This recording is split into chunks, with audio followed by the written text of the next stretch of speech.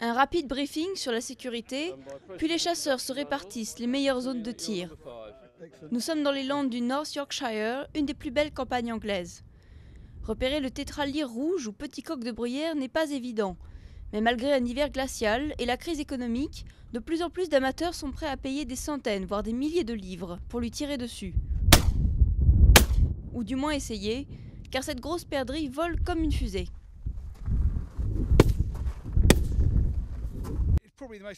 C'est probablement la chasse la plus excitante en Angleterre à cette période de l'année. C'est un sacré challenge, mais on s'amuse bien.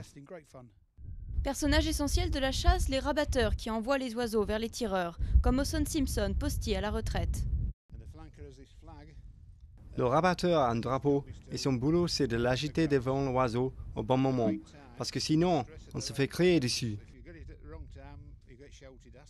Les associations de défense des animaux qui ont réussi à éradiquer la chasse au renard dénoncent un sport sanglant et cruel.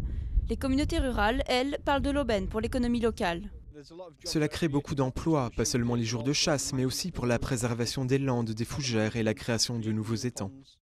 Le petit coq de bruyère tire son nom de la plante qui le nourrit, la bruyère, très répandue dans cette région.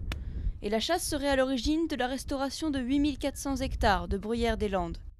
Les deux vont bien ensemble et nous utilisons effectivement la chasse comme moteur économique car nous devons maintenir la bruyère pour les oiseaux. De ce point de vue, je pense que c'est le projet de protection de l'environnement le plus réussi au monde.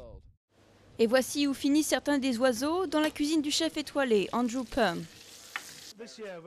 Cette année, nous avons eu une bonne saison. Dans la région, nous en vendons à peu près 30 ou 40 par semaine jusqu'en décembre. Nous travaillons beaucoup avec les domaines locaux et nous faisons beaucoup marcher l'économie locale. Nous employons environ 120 personnes dans nos 2 hôtels et au pavillon de chasse.